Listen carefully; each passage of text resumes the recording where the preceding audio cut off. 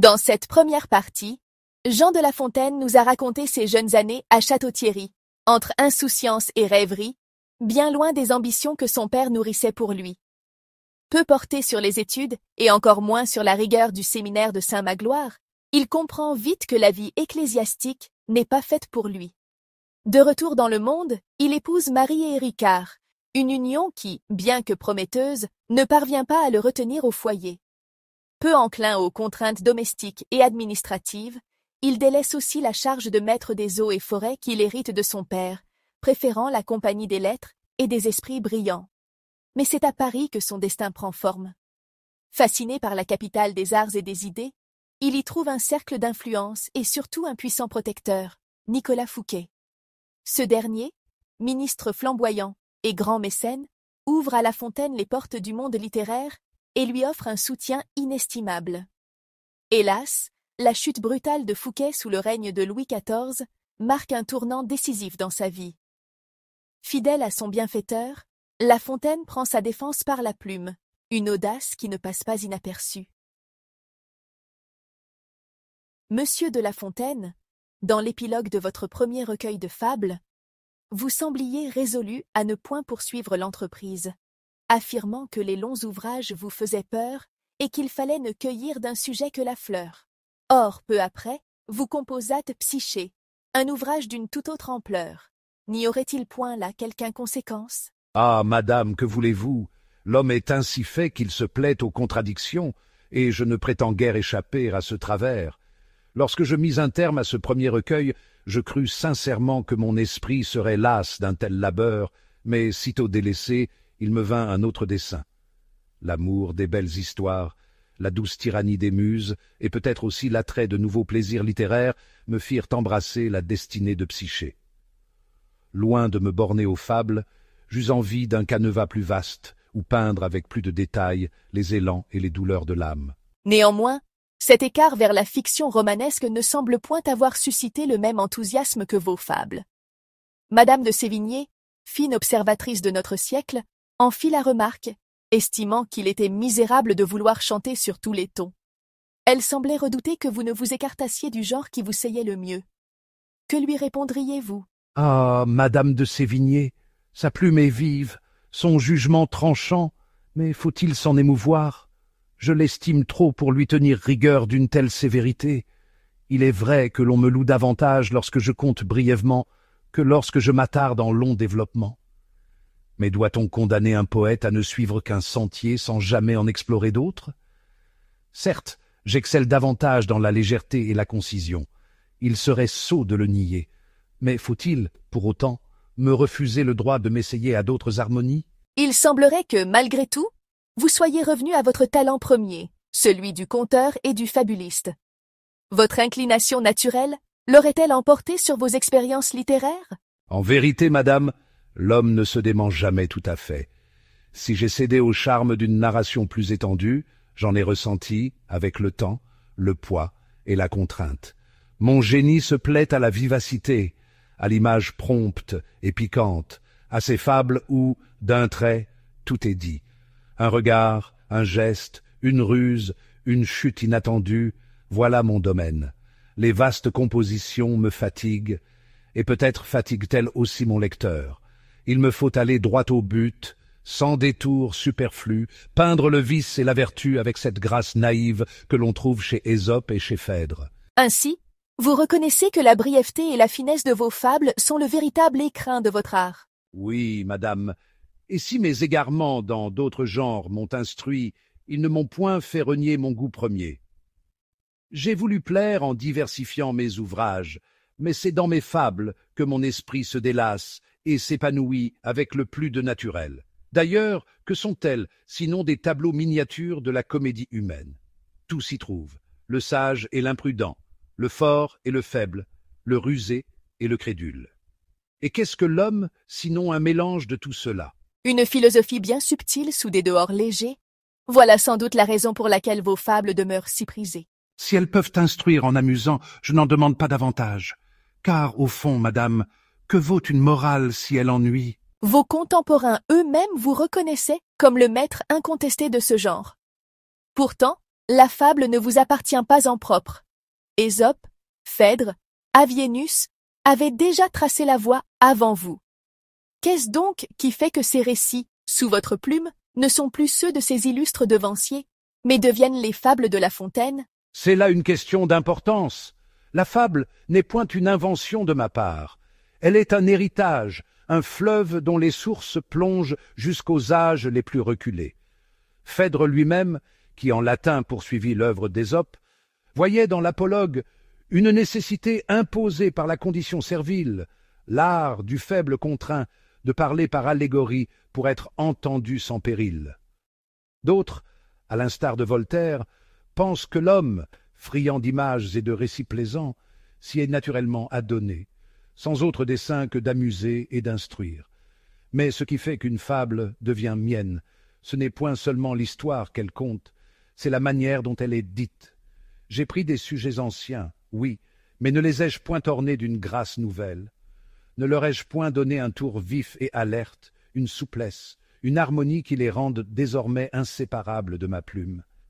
Les fables de Phèdre ou d'Ésope sont de robustes statues antiques. J'y ai ajouté, si je puis dire, la parure du siècle et la finesse de la langue. Vous évoquez un art du style et de la composition, et l'on ne saurait vous contredire. Mais que pensez-vous de ces anciennes traditions de la fable que vous n'avez point connues, notamment le roman de Renard, qui aurait pu vous inspirer un tour plus subtil encore dans votre célèbre Corbeau et le renard? Voilà qui est fort curieux. Si j'avais eu entre les mains ce roman du renard dans toute sa finesse, il est vrai que je me fusse peut-être amusé à en tirer profit. Car voyez-vous, madame, en ce texte ancien, le renard ne flatte point le corbeau d'un éloge outré sur sa beauté, mais bien en vantant la vigueur et la noblesse de son père. Le malheureux oiseau, pris d'orgueil et ne voulant point paraître avoir dégénéré, ouvre son bec pour donner de la voix et perd sa proie. Quelle délicieuse ironie! Mais enfin, ma version ne vaut-elle pas aussi par sa simplicité et son efficacité? La flatterie est un art grossier, certes, mais puissant, car elle parle à la faiblesse universelle qu'est la vanité. Peu importe les siècles, peu importe les raffinements de l'esprit, il y aura toujours des renards pour flatter et des corbeaux pour les croire. En cela, vous semblez avoir transcendé la fable antique pour lui donner un souffle proprement français, où la légèreté du trait n'empêche point la profondeur de la morale. Vous dites vrai, madame. J'ai voulu que l'apologue divertît autant qu'il instruisit. Je ne fais point de la fable un précepte rigide, pesant sous le poids de sa morale. Je l'habille d'un sourire, je lui donne des ailes pour qu'elle se pose doucement sur l'esprit de mon lecteur. Et voyez le résultat. Mes fables ne se contentent point d'être lues, elles se récitent, elles se retiennent comme une mélodie agréable. C'est ainsi qu'une vérité, même sévère, peut se faire entendre sans rebuter. Nous avons retracé les illustres prédécesseurs qui, avant vous, ont manié l'art de la fable, depuis Ésope jusqu'à Gilles de Corrozet, en passant par Laurent de Valla et Guillaume Audin. Pourtant, c'est avec vous que ce genre a connu un éclat nouveau, une transformation qui le rend désormais indissociable de votre nom. En quoi votre approche diffère-t-elle de celle de vos devanciers? Ah, il me plaît d'entendre que l'on me distingue en cette noble lignée. Mais qu'ai-je donc fait, sinon suivre un sentier déjà tracé? J'ai pris ces récits antiques, ces apologues souvent austères, et je les ai revêtus d'un habit plus léger, plus gracieux, qui sied au goût de notre siècle. Voyez-vous, l'apologue, pour être retenu, doit plaire autant qu'il instruit. Trop souvent, les fables d'autrefois s'embarrassaient d'un ton sévère, trop sentencieux. J'ai voulu que mes fables soient vivantes, qu'elles parlent à l'oreille autant qu'à l'esprit, qu'elles aient le tour piquant d'une conversation où le bon sens l'emporte sans lourdeur. En effet, il n'est point de fable chez vous qui ne soit un tableau animé, une scène presque théâtrale où vos personnages prennent vie sous nos yeux. Prenons le bûcheron et la mort, qui, bien qu'inspiré d'Ésope et de vieux poètes français, a été sublimé par votre plume. Quelle fut votre intention en écrivant ces vers? J'ai voulu peindre l'homme dans toute sa vérité. Qui n'a point, en un moment de lassitude, appelé la mort comme on invoquerait un repos bienfaisant? Et qui, la voyant approcher, ne se raviserait point aussitôt? L'homme se plaint, soupire sous le poids de ses misères, mais l'instinct de vie l'emporte toujours. C'est là toute la condition humaine. Nous murmurons contre notre sort, mais nous y tenons plus qu'à tout. Ainsi, j'ai dressé un portrait sincère, sans emphase, ni grandiloquence. Mon bûcheron est de chair et de sang. Il est accablé, pauvre entre les pauvres, la vieillesse et le labeur le courbent sous leur poids, et pourtant, lorsqu'il voit la faucheuse, il ne lui demande point l'oubli, mais simplement une main secourable pour charger son fagot. Voilà, madame, ce qui est vrai, ce qui parle au cœur. Et ce qui explique pourquoi ni Boileau ni Jean-Baptiste Rousseau, pourtant si habiles, n'ont pu égaler votre version. Leur bûcheron est mort depuis longtemps, quand le vôtre demeure vivant dans la mémoire de chacun. Il est des choses que l'art ne peut forcer. L'on peut imiter un style, reprendre une morale, mais capturer ce frémissement de vie qui anime un personnage, cela ne s'enseigne point.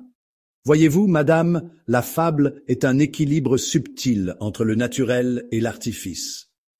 Il faut que tout y paraisse simple, fluide, comme une pensée qui éclot d'elle-même, sans que le lecteur ne perçoive l'effort du poète. Or, c'est là où j'ai triomphé, non par excès d'art, mais par justesse. Mon bûcheron parle avec la voix du commun des hommes. Sa détresse est celle de tout un chacun, et son revirement n'est point une feinte, mais une vérité que chacun reconnaît en soi. Votre secret, alors, résiderait-il dans cette apparente simplicité, qui n'est en réalité qu'un art suprême de la justesse? Vous avez tout dit, madame. J'écris comme la nature parle, mais avec ce soin imperceptible qui donne à mes vers cette grâce aisée que l'on prend pour de l'évidence. Voilà pourquoi mes fables vivent, quand d'autres s'effacent. Elles ne s'imposent point, elles s'insinuent doucement dans la mémoire et le cœur du lecteur. Et ainsi, votre bûcheron continuera de poser son fagot et d'hésiter devant la mort aussi longtemps que les hommes auront la faiblesse d'aimer la vie malgré ses misères. Tant que les hommes se plaindront sans vouloir cesser d'exister, tant qu'ils se joueront de leur propre sort tout en s'y attachant, oui, mes fables auront encore quelque chose à leur dire. Il est frappant de constater que, dans vos fables, la dédicace n'est point une simple formalité. Vous la transformez en un hommage subtil, parfois teinté d'un brin de malice, mais toujours empreint d'une rare élégance. Ainsi, le lion amoureux est adressé à mademoiselle de Sévigné, future madame de Grignan, dont la beauté était reconnue, mais dont la froide réserve inspirait à votre plume ces vers à la fois admiratifs et piquants.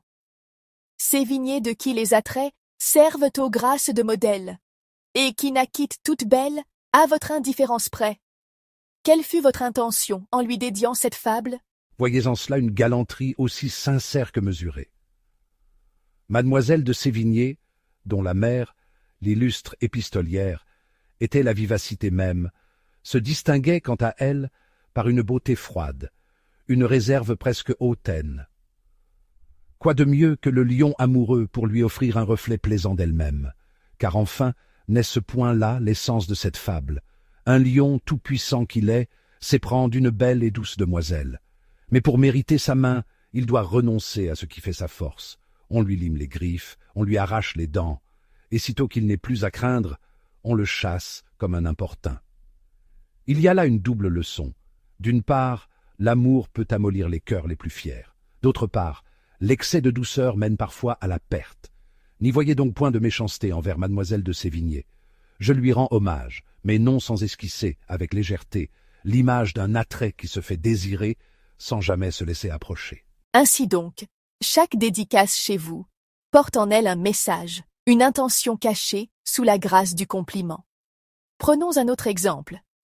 L'homme et son image, que vous avez offert au duc de La Rochefoucauld, auteur des célèbres maximes. Cette fois, vous ne vous adressez pas simplement à un personnage de votre siècle, mais à toute l'humanité. J'ai toujours cru que la fable devait parler à tous sous couvert de s'adresser à un seul. La Rochefoucauld, par son livre des Maximes, a mis à nu les ressorts de l'âme humaine, ses faiblesses, ses illusions, et surtout cette propension qu'a l'homme à se duper lui-même. Qu'était-ce donc que son ouvrage, sinon un grand miroir tendu à chacun, révélant impitoyablement nos défauts? J'ai voulu, par l'homme et son image, illustrer ce penchant universel. Cet homme qui, s'aimant à l'excès, refuse de croire ce que lui renvoient les miroirs, Ce n'est point un individu particulier, c'est nous tous. Nous nous arrangeons avec notre propre image, rejetons ce qui nous dérange et préférons le mensonge confortable à la vérité crue. Mais voyez, comme la nature est moqueuse. Même en fuyant ces miroirs importuns, notre narcisse moderne ne peut éviter son reflet. Un simple canal, une eau limpide, et voilà qu'il se retrouve face à lui-même, contraint d'affronter ce qu'il voulait ignorer. En somme, vous transformez la pensée morale de La Rochefoucauld en une scène vivante, où chacun peut se reconnaître sans se sentir accablé. Voilà bien mon dessein, madame. Il est aisé d'accabler l'homme sous le poids de ses fautes, mais bien plus habile de lui faire voir ses travers avec un sourire. La morale, lorsqu'elle est donnée sèchement, rebute. Lorsqu'elle est contée avec esprit, elle s'imprime sans peine. Voyez comme ma fable s'achève. Notre âme, c'est cet homme amoureux de lui-même. Tant de miroirs, ce sont les sottises d'autrui, miroirs de nos défauts, les peintres légitimes, et quant au canal, c'est celui que chacun sait, le livre des maximes. Ainsi, le miroir que je tends est le même que celui de La Rochefoucauld, mais il est embué d'un peu de malice, ce qui en adoucit le reflet. Vous avez donc su faire de vos dédicaces bien plus que de simples hommages. Elles sont autant de clés pour comprendre vos fables, autant de dialogues subtils entre votre œuvre et celle de vos contemporains. Madame, la fable est une conversation que l'on entretient avec le monde, et si mes vers continuent d'être récités, c'est peut-être parce qu'ils parlent à tous, sans jamais imposer leur leçon. Un sourire, une image plaisante, et voilà que la vérité s'insinue doucement dans les esprits. N'est-ce point là la meilleure façon d'enseigner? Monsieur, nous venons d'évoquer l'homme et son image. Cette fable, qui, selon bien des lettrés, vous appartient en propre, tant son idée semble originale et son expression parfaite. Pourtant, nombreux sont ceux qui, en examinant votre œuvre, notent que vous avez souvent puisé chez d'autres, Ésope, Phèdre, Pilpaï et tant d'autres encore. Certains pourraient s'étonner que l'on vous qualifie d'inimitable, quand vous-même n'avez pas hésité à imiter. Que leur répondriez-vous? Ah, voilà une critique que j'ai souvent entendue, et à laquelle je ne saurais que sourire. Que veut-on dire par là? Qu'un poète ne saurait user de modèle. Mais alors, que deviendrait l'art tout entier, qui n'est qu'un perpétuel dialogue avec ceux qui nous ont précédés? Voyez-vous, je n'ai jamais dissimulé mes emprunts. J'ai pris çà et là des sujets anciens, mais les ai-je laissés dans leur premier état? Point du tout. Ce que j'ai fait, c'est ce qu'un orfèvre ferait d'un joyau brut. Je l'ai taillé, poli, monté d'une façon nouvelle, et lorsque je l'ai rendu au public, c'était un autre bijou que celui que j'avais reçu. Prenons l'homme et son image. Le fondement de cette fable peut se retrouver dans quelques maximes antiques, mais qui donc, avant moi, en avait tiré un tableau si finement ironique? Ce canal limpide, ce reflet importun dont l'homme cherche à s'éloigner sans jamais y parvenir, cette peinture si vive de la vanité humaine. Madame, voilà ce que j'ai ajouté. Un thème peut-être ancien, mais son esprit, sa grâce, sa vie, c'est moi qui les ai soufflés dans mes vers. Ainsi donc, selon vous, l'emprunt n'a de valeur que par la transformation qu'on lui fait subir? Mais bien sûr, la copie servile est une pauvreté, l'imitation ingénieuse est un art. Regardez nos peintres. Ne reprennent-ils pas souvent les sujets mythologiques traités 1000 fois avant eux? Mais que font-ils? Ils y ajoutent leur regard, leur lumière, un geste nouveau qui rend l'œuvre unique. Eh bien, je suis ce peintre, mais en poésie. Lorsque je prends une fable d'Ésope ou de Phèdre, je la détourne, je la pars de mon siècle, je l'enchâsse dans notre langue avec un éclat qui n'était point le sien auparavant. Les anciens nous donnaient la sagesse, je leur ai ajouté la vivacité. Voilà donc pourquoi, bien que l'on puisse retrouver ailleurs les sujets que vous traitez, ils restent avant tout des fables de La Fontaine. C'est cela même. Voyez le corbeau et le renard. Ce n'est point une invention mienne, mais qui s'en soucie? Qui donc se souvient encore de la version d'Ésope ou de Phèdre? On ne récite que la mienne, car elle a ce tour enjoué, cette cadence naturelle qui rend la leçon aussi plaisante qu'inoubliable.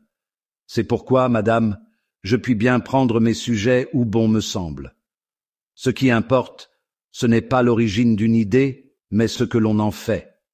Et si mes fables vivent encore, c'est qu'elles ne sont pas de simples reflets du passé, mais des créations neuves, imprégnées d'un esprit que nul autre que moi ne saurait leur donner. Monsieur, nous avons évoqué cette critique formulée par Madame de Sévigné à votre encontre. Votre défaut de constance, cette tendance à papillonner d'un sujet à l'autre, d'un genre à l'autre. Vous-même semblez en convenir, allant jusqu'à vous comparer à un papillon du Parnasse, voletant de fleur en fleur. Papillon du Parnasse est semblable aux abeilles, à qui le bon Platon compare nos merveilles. Je suis chose légère et vole à tout sujet. Je vais de fleur en fleur et d'objet en objet.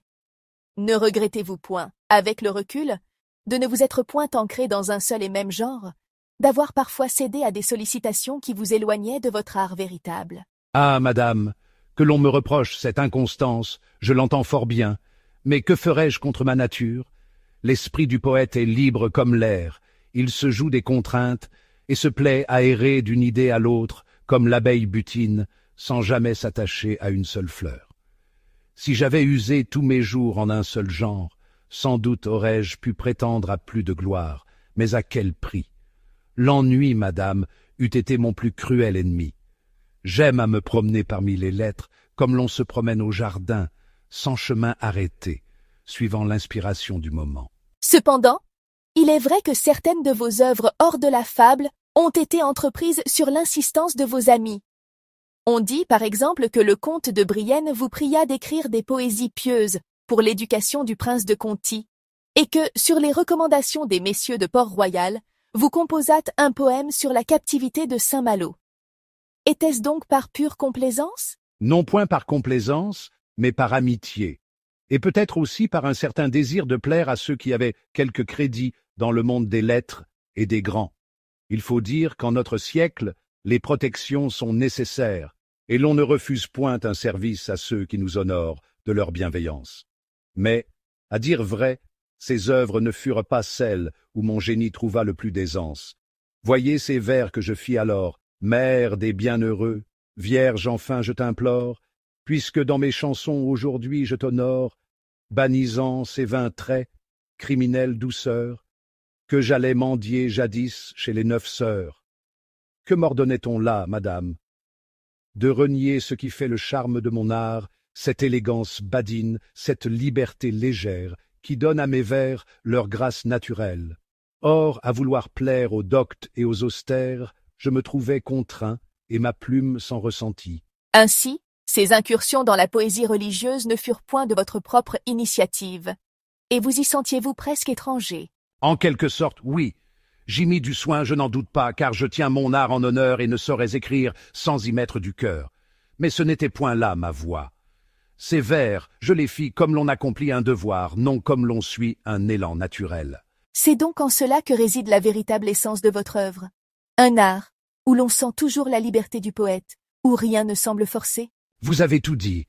Ce qui fait la force d'un écrivain, ce n'est pas tant l'étendue de son œuvre que la sincérité qui s'y trouve. Là où je suis moi-même, dans mes fables, dans mes contes où se mêlent le piquant et le naturel, le charme et la leçon, c'est là que mon génie respire pleinement. Si l'on me reproche d'avoir été un papillon, qu'on me pardonne. J'ai voulu butiner partout, mais c'est toujours aux fleurs les plus savoureuses que je suis revenu. Monsieur, si vos fables vous ont valu la célébrité, elles ne vous ont point procuré la fortune. Vous fûtes, dit-on, bien peu soucieux des affaires, et laissâtes votre charge de gentilhomme de madame s'évanouir avec la mort tragique de cette princesse. Comment un homme de votre talent a-t-il pu se retrouver dans une situation si précaire? Ah, madame, me voilà bien coupable aux yeux des sages et des économes. Que voulez-vous? J'ai toujours trouvé les affaires bien moins séduisantes que les vers et les contes. Il est des esprits faits pour manier l'or et tenir registre de leurs revenus. Le mien ne fut jamais de cela. J'ai toujours vécu au jour le jour, porté par le plaisir des lettres, insouciant du lendemain. Hélas, la bienveillance d'un prince ou d'une grande dame suffit parfois à soutenir un poète. Mais quand la mort ou le malheur viennent rompre ce lien, que reste-t-il? Un homme rêveur et distrait, bien en peine de subvenir à ses propres besoins. C'est alors que Madame de la Sablière entra dans votre vie et vous offrit un refuge. On dit qu'elle vous accueillit comme un frère et prit soin de vous jusqu'à la fin de ses jours. Madame de la Sablière fut, sans nul doute, l'un des plus beaux esprits de son siècle, mais plus encore, une âme généreuse et éclairée.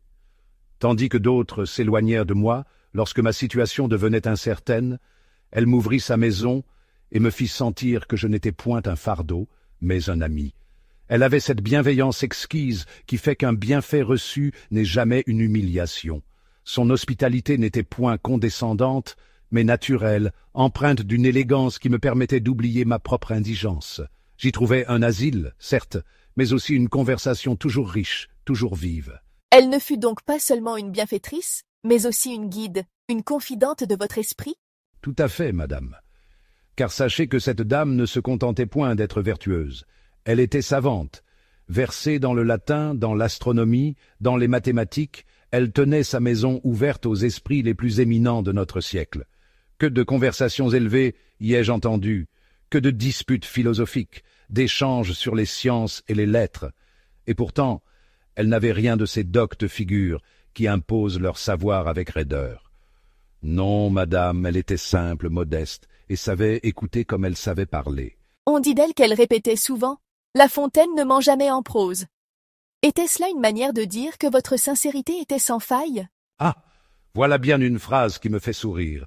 Peut-être voulait-elle dire que si mes contes et mes fables regorgent d'inventions et de fictions, ma parole, elle, ne se pare point d'artifice. J'ai toujours été de ceux qui disent ce qu'ils pensent, avec cette liberté qui parfois amuse, parfois blesse, mais qui jamais ne trompe. Votre nom est demeuré attaché à celui de Madame de la Sablière.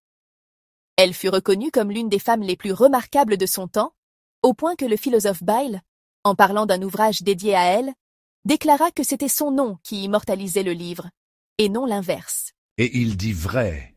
Que vaut la plus docte dissertation face à une âme aussi noble et un esprit aussi pénétrant? Si un jour mon nom devait être oublié, le sien, je l'espère, restera gravé parmi ceux des femmes qui ont honoré les lettres et la pensée. Vous semblez lui vouer une reconnaissance infinie. Comment en serait-il autrement? Sans elle, qui sait dans quel état de misère j'aurais fini mes jours? Elle a fait de son toit mon abri, de sa table mon refuge, et de son esprit une source inépuisable de conversation et d'amitié.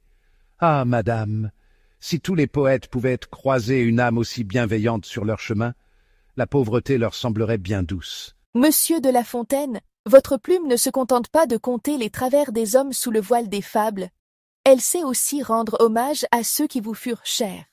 Ainsi, dans les devineresses, vous avez immortalisé Madame de la Sablière en des vers d'une grâce exquise.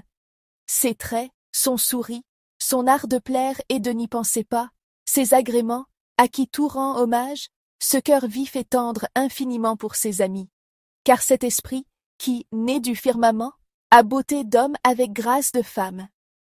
Pensez-vous que les mots puissent suffire à témoigner de la reconnaissance que vous lui deviez? Ah! Les mots ne sont jamais assez puissants pour dire tout ce que l'âme ressent.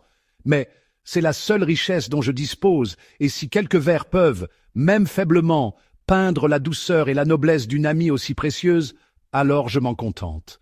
Madame de la Sablière était de ces esprits rares qui éclairent ceux qui les entourent sans jamais chercher à briller eux-mêmes. Elle avait cette grâce naturelle qui ne s'affecte point, cette bonté discrète qui ne s'impose pas. Elle ne se contentait pas d'accueillir et de nourrir un poète distrait. Elle lui offrait un monde d'intelligence et de raffinement.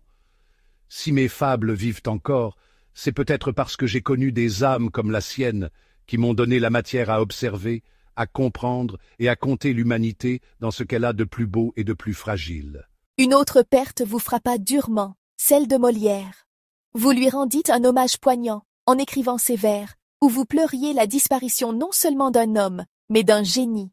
Sous ce tombeau gisent Plaute et Terence, et cependant le seul Molière y gît. Ils sont partis, et j'ai peu d'espérance de les revoir. Malgré tous nos efforts, pour un long temps, selon toute apparence, Terence et Plaute et Molière sont morts. Ces vers sont empreints d'un profond désespoir. Pensiez-vous que le théâtre ne pourrait jamais se relever de cette perte? Comment ne pas le croire, quand Molière fut à lui seul une comédie vivante, un esprit si perçant qu'il semblait voir les âmes nues et les traduire en personnages inoubliables. Qui pouvait, après lui, manier à la fois l'ironie et la tendresse, le burlesque et la morale, sans jamais tomber ni dans la lourdeur ni dans la fadeur. Il n'est point d'auteur qui n'ait des imitateurs, mais pour Molière, qui pourrait le remplacer. Il portait en lui l'essence même du théâtre français, ce mélange de raison et de satire, d'observation fine et d'amusement universel. Sa perte fut celle d'un monde, et il me semblait alors que l'on n'en verrait point renaître un semblable avant longtemps. Après la mort de Molière, vous vous rapprochâtes de Monsieur de Niert et de Madame de Champmeslé, grande actrice de son temps. Vous sembliez trouver dans la société des gens de théâtre un réconfort après la disparition de votre ami. Les comédiens, madame, ont cette admirable qualité d'être toujours vivants, toujours en mouvement. Ils font revivre les mots, donnent aux idées une voix et un corps. Madame de Champmeslé, notamment, avait ce don rare d'animer les vers les plus graves comme les plus tendres, d'en extraire toute la musique cachée. Et puis, je ne pouvais me détacher du théâtre, car il est frère de la fable. Tous deux cherchent à peindre la nature humaine en peu de traits, à instruire en divertissant. Pourtant, vous n'étiez point tendre envers l'opéra, qui connaissait alors ses premiers succès en France. Vous en critiquiez les artifices et le goût trop prononcé pour les effets de scène. Des machines d'abord, le surprenant spectacle éblouit le bourgeois et fait crier miracle. Mais la seconde fois, il ne s'y pressa plus. Il aima mieux le Cid, Horace, Héraclius. Vous sembliez y voir un art inférieur au théâtre classique. L'opéra, madame, est un divertissement qui éblouit, mais n'instruit guère. Que voit-on sur ces scènes? Des machines, des anges suspendus par des câbles, des forêts qui s'effondrent et des dieux criant aux machinistes. Tout cela amuse l'œil, mais laisse l'esprit vide. Tandis que Corneille, Racine, Molière, eux, nous donnent à penser. Ils montrent l'homme dans sa grandeur et ses faiblesses. Ils fouillent les âmes, ils nous élèvent. L'opéra, avec son bruit de tonnerre et ses voix en cascade, ne fait que divertir les sens. Pourtant, le roi Louis XIV, que vous servites un temps, en raffolait et en fit un art royal. Le roi aime la grandeur en tout, et l'opéra lui convient parce qu'il est éclat, faste et spectacle. Il veut que tout, jusqu'au divertissement, reflète la majesté de son règne. Mais moi, je suis homme de simplicité et de nature. Je préfère une fable bien tournée à 1000 effets de scène. Ainsi, vous restâtes fidèle à votre art, refusant de céder aux modes et aux éclats du temps. Je ne suis qu'un humble conteur, madame, et je laisse à d'autres le soin d'éblouir. Moi, je me contente de parler au cœur et aux esprits, doucement, sans fracas, avec ces petites histoires qui, espérons-le, survivront aux modes et aux tempêtes du siècle. Monsieur, vous avez toujours manifesté une certaine réserve, voire une franche désapprobation, à l'égard du genre de l'opéra. Pourtant, après avoir longtemps refusé les sollicitations, vous avez fini par céder et composer Daphné. Qu'est-ce donc qui vous fit accepter cet exercice qui ne semblait guère vous convenir? Ah, si j'avais su ce qui m'attendait, j'aurais persisté dans mon refus. Mais voyez-vous, les instances pressantes de M. Lully et de quelques amis eurent raison de mes premières résistances. On me persuada que l'opéra, malgré tout, pouvait être un noble divertissement, si l'on y mêlait l'art poétique avec adresse. Et moi, faible que je suis devant l'amitié et les flatteries, je me laissais entraîner. Mais quelle entreprise, madame! Le Florentin ne fut point un collaborateur facile. Tantôt il exigeait que mes vers fussent plus longs, tantôt plus courts, puis il voulait du tendre, du doux, du langoureux, tout en jargon d'amourette et en petits mots confits au miel. Il m'obsédait de corrections, me tourmentait d'exigences sans fin, et je cédais, tantôt de bonne grâce, tantôt en soupirant. Vous décrivez là un véritable supplice. Mais ce ne fut rien en comparaison de l'issue de cette collaboration. Hélas, madame, vous dites vrai. Après m'avoir harassé de demandes, après m'avoir exténué à remanier scènes et vers selon son bon plaisir, voilà qu'au bout de 4 mois, M. Lully délaisse Daphné pour aller mettre en musique un livret de Quinault. Me voilà donc non seulement frustré, mais berné, ayant perdu mon temps et ma patience pour une œuvre qu'il n'achèvera jamais. Vous ne laissâtes point cette offense sans réponse, et vous composâtes une satire mordante contre lui.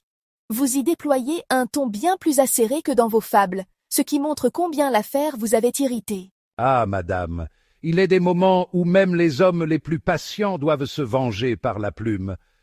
J'ai mis dans cette satire le peu de bile que je possédais, car, si j'ai l'âme aisée à la douceur, il ne faut pas me pousser à bout. Le Florentin montre à la fin ce qu'il sait faire. J'en étais averti, l'on me dit, prenez garde, quiconque s'associe avec lui se hasarde. J'aurais dû écouter ses sages conseils. Il semble pourtant que cette mésaventure ne vous ait pas totalement éloigné de l'opéra, car Astrée, sur une musique de Colas, fut jouée en 1691. Ah, mais cette fois, madame, j'étais prévenu. L'expérience avec Lully m'avait instruit. Je n'étais point fait pour ces entreprises où la musique exige de la poésie qu'elle se plie à ses caprices. Si j'acceptais encore cette aventure, ce fut plus par courtoisie que par conviction. Et voyez le résultat. Lorsque j'assistais à l'un de ces opéras, qu'il fût Daphné ou un autre, je m'y ennuyais si fort que je sortis après le premier acte. Me trouvant dans un café, un ami me surprit et me demanda pourquoi je n'étais point resté à mon propre opéra. Je lui répondis simplement « Oh, j'y ai été. J'ai vu le premier acte, mais il m'a si fort ennuyé qu'il ne m'a pas été possible d'en voir davantage. En vérité, j'admire la patience des Parisiens. » Voilà qui résume bien votre opinion sur ce genre. On dit d'ailleurs que la harpe, dans ses écrits, aurait confondu Daphné, qui ne fut jamais représentée, avec Astrée. Ce ne serait point une surprise. Ces opéras, madame, s'oublient bien vite, même de ceux qui en furent les auteurs. Que voulez-vous? Quand l'art se soumet trop aux artifices, il ne laisse pas d'empreinte durable. Ainsi vous revenez toujours à votre naturel premier, celui de la fable et du conte, où tout est concis, savoureux, et où nul machiniste ne risque de laisser un dieu suspendu à un fil. Ah, vous me comprenez bien. Rien ne vaut un vers bien tourné, une morale fine et pénétrante, une scène vive et brève qui peint l'homme en quelques traits. L'opéra, avec ses longueurs et ses éclats, ne saurait rivaliser avec l'art discret de la fable. Je laisse donc ces grands bruits à ceux qui les aiment. Moi, je préfère le murmure d'un renard trompant un corbeau, ou celui d'un bûcheron soupirant devant la mort. Voilà ce qui me plaît, et ce qui, je crois, plaît aussi à la postérité. Monsieur, vous publiâtes un second recueil de fables, ajoutant 5 nouveaux livres aux 6 premiers. Ce recueil se terminait par un épilogue en l'honneur du roi Louis XIV. Vous décidâtes alors d'aller lui présenter vous-même votre ouvrage. Mais il semble que cette audience fut marquée par l'une de ces distractions dont vous avez le secret. Ah, que voulez-vous? Mon esprit, toujours en quête de quelque idée nouvelle, oublie souvent les choses les plus immédiates. Me voici donc en route pour Versailles, pénétrant dans le brillant palais du roi Soleil, tout prêt à lui remettre mon livre et à déclamer quelques vers en sa louange. Mais hélas, lorsque je plongeai la main dans ma poche, point de recueil. Je l'avais oublié quelque part, dans quelque recoin de Paris ou de mon logis, Dieu sait où. Que faire? Devant moi, Sa Majesté attendait, son regard bienveillant posé sur moi. Heureusement, le roi est aussi grand dans l'indulgence que dans la gloire. Il me sourit et dit avec bonté « Ce sera pour une autre fois, monsieur de La Fontaine. » Ainsi fus-je sauvé d'un moment bien embarrassant, et mieux encore, je quittai Versailles comblé de présents. On dit même que le roi vous fit remettre une bourse pleine d'or, que vous perdîtes à votre retour. Hélas, madame, cette histoire est aussi vraie que plaisante. Sitôt rentré, je m'aperçus que la généreuse récompense du roi avait disparu. Une fois encore, j'avais laissé vagabonder mon esprit au lieu de veiller sur mes biens. On fouilla, on chercha, et grâce au ciel, on retrouva la précieuse bourse sous les coussins de la voiture qui m'avait ramené. Voilà bien la preuve que la fortune me protège malgré mon insouciance. Votre second recueil de fables marque aussi une évolution dans votre style. Dans l'avertissement à vos lecteurs, vous annonciez que vous aviez voulu donner à ces nouvelles fables un tour un peu différent, tant à cause de la différence des sujets que pour remplir de plus de variété mon ouvrage. Était-ce une véritable volonté de renouvellement? Ou bien aviez-vous senti que certaines fables plaisaient davantage que d'autres? Madame, il y a dans l'art un équilibre subtil entre la fidélité à son génie et la nécessité du renouveau. Dans mon premier recueil, j'avais tâtonné, cherchant la juste manière d'animer ces apologues antiques, de les vêtir à la française, avec la vivacité et l'élégance qui conviennent à notre siècle. Or, en voyant l'accueil du public, je compris que mes fables les plus libres, celle où je m'étais laissé aller à mon naturel, plaisait davantage que celle où je m'étais imposé une rigueur excessive. Il faut croire que l'art, lorsqu'il se fait trop contraint, perd de sa saveur. Ainsi, pour ce second recueil, je m'abandonnai plus encore à mon penchant. La légèreté sans négligence, la simplicité sans fadeur, l'observation fine sans froideur. Vous diriez donc que ce n'est pas la matière de vos fables qui importe, mais bien la manière dont vous les contez? Tout à fait, madame. Une même histoire, racontée sans esprit, s'efface et s'oublie. Mais que l'on y mette le tour, le sel, la grâce qui plaise, et voilà qu'elle devient immortelle. C'est pourquoi, dans ce second recueil, j'ai osé plus de variété, plus de fantaisie, me souciant moins de plaire au docte que de charmer le lecteur. Car, au fond, ce qui fait vivre un conte ou une fable, ce n'est pas tant sa leçon que le plaisir qu'elle donne à ceux qui l'écoutent. Et c'est ainsi que vos fables, loin d'être de simples leçons morales, sont devenues de véritables petits chefs-d'œuvre de littérature. Si mes fables ont pu amuser tout en instruisant, alors je puis me dire satisfait, madame. Car après tout, qu'est-ce que l'homme, sinon un grand enfant que l'on convainc plus aisément par un sourire que par une leçon sévère? Monsieur, dans ce second recueil de fables, vous vous êtes écarté de la concision d'Ésope et de Phèdre pour vous abandonner pleinement à votre propre génie. Il est désormais admis que vos dernières fables surpassent les premières en richesse, en ampleur, en émotion. Voyez par exemple Les Deux Pigeons, où la tendresse de l'amitié s'exprime avec une simplicité et une profondeur remarquables. Hélas, dirais-je, il pleut, mon frère a-t-il tout ce qu'il veut, bon souper, bon gîte et le reste? Quel tableau plus éloquent de l'inquiétude sincère d'un ami pour l'autre? Quel regard portez-vous sur cette fable, qui demeure l'une des plus touchantes de votre œuvre? Ah, madame, si mes premières fables étaient des esquisses vives et alertes, celles qui vinrent ensuite sont des tableaux plus achevés, où la couleur et le détail ont pris plus d'ampleur. Les Deux Pigeons, c'est en effet l'amitié peinte dans ce qu'elle a de plus tendre et de plus sincère. Que voulez-vous, madame?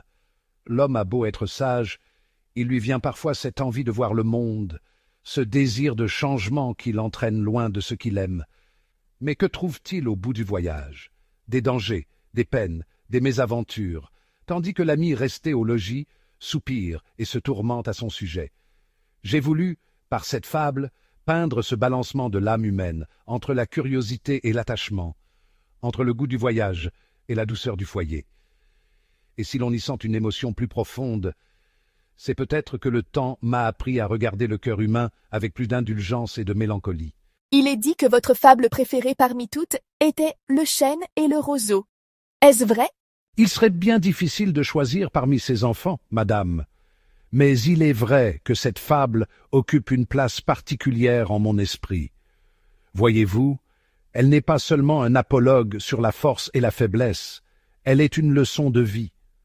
Le chêne, fier et solide, croit être invincible, tandis que le roseau, frêle et ployable, sait que la véritable force réside dans la souplesse. Lorsque l'ouragan vient, ce n'est point le faible qui périt, mais le fort qui n'a pas su fléchir. Le moindre vent qui d'aventure fait rider la face de l'eau. N'est-ce pas là une image exquise de la fragilité de la nature et en même temps de sa puissance cachée? Les vers de cette fable regorgent en effet de trouvailles poétiques, comme cette description des endroits marécageux où croissent les roseaux. Vous naissez le plus souvent sur les humides bords des royaumes du vent.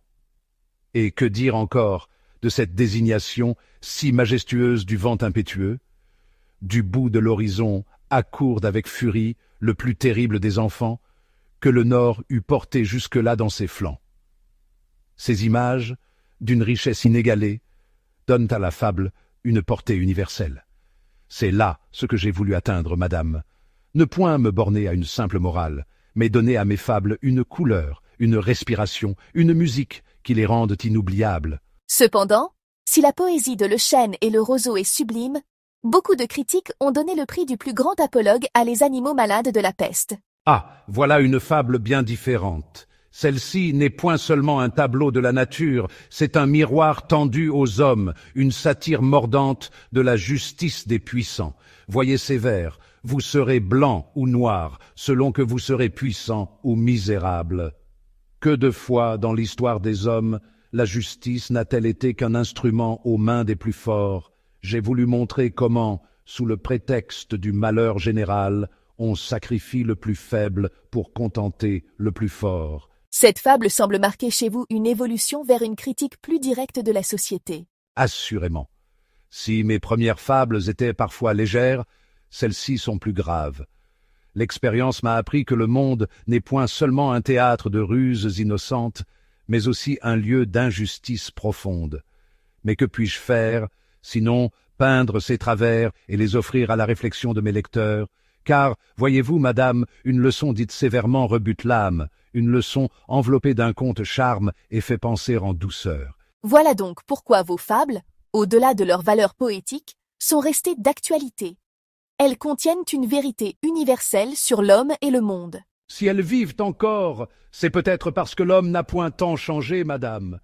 Et tant qu'il y aura des chênes trop fiers, des pigeons trop curieux et des loups avides de justice à leur mesure, mes vers, je l'espère, trouveront encore des oreilles attentives. Monsieur, votre fable, Les animaux malades de la peste n'est pas seulement un chef-d'œuvre poétique et moral, elle fut aussi un acte de courage. À l'instar des plaideurs de Racine, elle peignait avec audace les injustices du pouvoir, au risque de déplaire. Vous serez blanc ou noir selon que vous serez puissant ou misérable. À une époque où critiquer la justice et le pouvoir était périlleux, n'aviez-vous point craint de provoquer le courroux des grands? Ah, madame, la vérité, lorsqu'elle est dite crûment, attire toujours la disgrâce. Mais enveloppée d'un conte, glissée dans le discours d'un lion, d'un loup ou d'un âne, elle passe plus aisément. Je n'ai point cherché à offenser, mais à peindre ce que tous voyaient et murmuraient tout bas. Les procès iniques, les jugements rendus en faveur des puissants, l'hypocrisie des tribunaux, voilà des choses que l'on connaît depuis que le monde est monde. Mais une simple critique n'eût servi à rien. Il fallait frapper les esprits par l'image, par la fable, cette comédie de la nature où chacun, en riant, se reconnaît. Ainsi, l'on s'indigne avec le renard, on plaint l'âne, mais sans que nul ne puisse m'accuser d'avoir voulu viser un personnage en particulier. C'est donc la force de la fable, dire ce qui ne peut être dit ailleurs, et le faire avec légèreté pour mieux frapper les consciences. Tout à fait, madame. La fable est une arme douce, mais implacable. Elle instruit sans accabler, elle pique sans blesser directement, elle dévoile les travers des hommes sous des traits qui les font sourire, mais qui, une fois le livre refermé, laissent en eux une impression durable. Mais si vos fables révèlent si bien les failles de la société, c'est aussi parce que vous avez une observation incomparable de la nature. Contrairement à Phèdre, qui fait de ces animaux de simples interlocuteurs déguisés, vous les rendez vivants, authentiques. Quelle belle, rumine tout coas, vos bêtes sont de vraies bêtes. Ah, madame, la nature est mon plus grand maître. J'ai toujours préféré observer les bêtes dans leur naturel, plutôt que de les contraindre à parler comme des hommes. Ne vous y trompez point. En peignant fidèlement les animaux, je ne fais que mieux révéler les hommes. Car voyez-vous, le loup, dans mes fables, ne joue pas un rôle. Il est un loup, cruel et avide. Le renard n'est point un simple flatteur, il est rusé comme le sont ceux de son espèce. C'est en restant fidèle à la nature que l'on touche le plus sûrement la vérité universelle. On raconte d'ailleurs qu'un jour, chez un ami à Antony, vous fîtes défaut à l'heure du dîner. Lorsqu'on vous chercha, on vous trouva absorbé dans l'enterrement d'une fourmi. Ah! Vous connaissez donc cette petite histoire? J'avoue que la cérémonie me captiva. Voyez-vous, ces créatures minuscules mènent une vie réglée, industrieuse, presque politique. J'observais comment leurs compagnes suivaient la défunte jusqu'à la fourmilière, avec une gravité qui n'eût pas été déplacée chez les hommes. Je fus si frappé par cette scène que je la transportai plus tard dans Psyché et dans mes fables. Car, madame, même la plus infime créature a ses lois, ses mœurs, son organisation. Qui sait si nous ne devrions pas parfois prendre exemple sur elle? Cela montre bien que vos fables ne sont pas seulement des contes, mais de véritables tableaux de la nature, inspirés par vos propres observations. Il n'est point de meilleur livre que le monde, madame. Il faut savoir le lire avec patience et humilité. Monsieur, votre fable, Le pouvoir des fables est un éloge adressé à Monsieur Barillon, ambassadeur de France en Angleterre, un homme d'esprit et de diplomatie, choisi par Louis XIV pour influencer Charles II dans un contexte politique complexe. Le moment était délicat. Charles II, rétabli sur le trône en 1660, avait d'abord semblé bénéficier d'un règne paisible, mais son pouvoir fut bientôt miné par des tensions avec le Parlement. C'est alors que la France, par l'intermédiaire de Barillon et de ses subsides, fit de l'Angleterre un instrument au service de sa propre grandeur. Pourquoi avoir choisi ce diplomate comme destinataire d'une fable? Madame, Barillon était un homme d'esprit autant qu'un homme d'État. Il savait que la politique ne se fait pas seulement à coups de décrets et de traités, mais aussi par l'art de persuader, par la subtilité du langage, par la maîtrise du récit. Or, le pouvoir des fables enseigne précisément cela. La parole, lorsqu'elle est vive, imagée, entraînante, a plus de force qu'un simple discours. Un orateur qui ennuie son auditoire est perdu, mais qu'il se mette à raconter une fable, et voici que tous l'écoutent avec ravissement. N'était-ce pas là une leçon précieuse pour un diplomate chargé de convaincre des hommes aussi méfiants que les parlementaires anglais? Vous dites donc que l'art du conte et de la fable peut avoir un impact sur la politique elle-même. Mais assurément, madame. La nature humaine est ainsi faite qu'elle se lasse vite des raisonnements arides. Les longues harangues fatiguent, les arguments secs glissent sur l'esprit comme l'eau sur le marbre.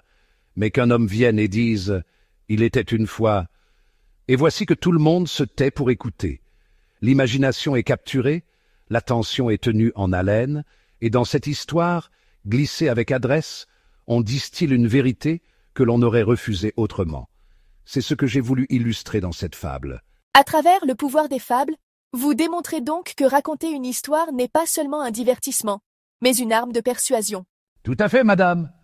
La politique, après tout, n'est-elle pas un théâtre où chaque acteur joue un rôle et cherche à influencer son public? Barillon, dans ses négociations, devait séduire, convaincre, rallier à lui des esprits réticents. Quoi de mieux qu'une fable pour lui rappeler que le verbe, bien manié, est plus puissant que le fer? Vous êtes donc bien plus qu'un simple fabuliste. Vous êtes aussi, d'une certaine manière, un maître de la rhétorique et de l'art de convaincre.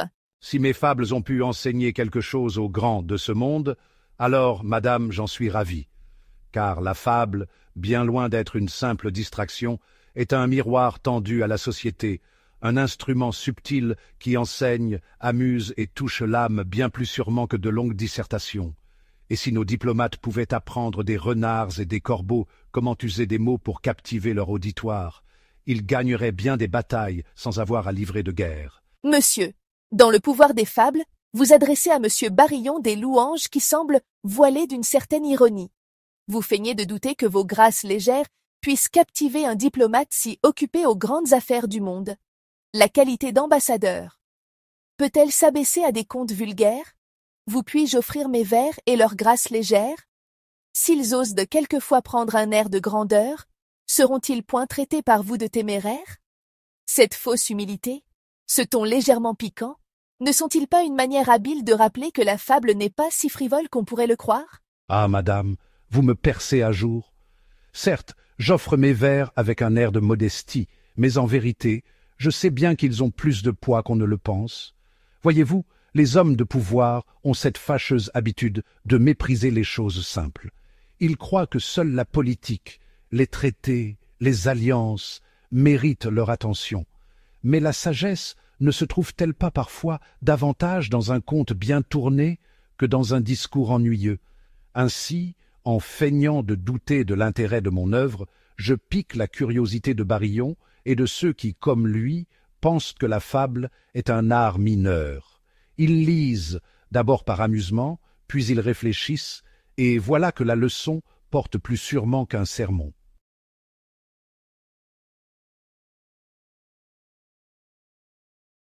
Et puis vient l'épilogue de votre second recueil, où vous semblez à la fois satisfait de votre œuvre et conscient qu'elle n'est pas définitive. Vous écrivez: Si mon œuvre n'est pas un assez bon modèle, j'ai du moins ouvert le chemin. D'autres pourront y mettre une dernière main. Favori des 9 sœurs, achevez l'entreprise. Vous considérez-vous donc comme un simple précurseur? Madame, aucun écrivain ne saurait prétendre à la perfection. J'ai fait ce que j'ai pu dans le goût et l'esprit de mon temps. Peut-être viendra-t-il un jour quelqu'un qui fera mieux encore, qui affinera l'art de la fable, qui poussera plus loin la satire ou la poésie.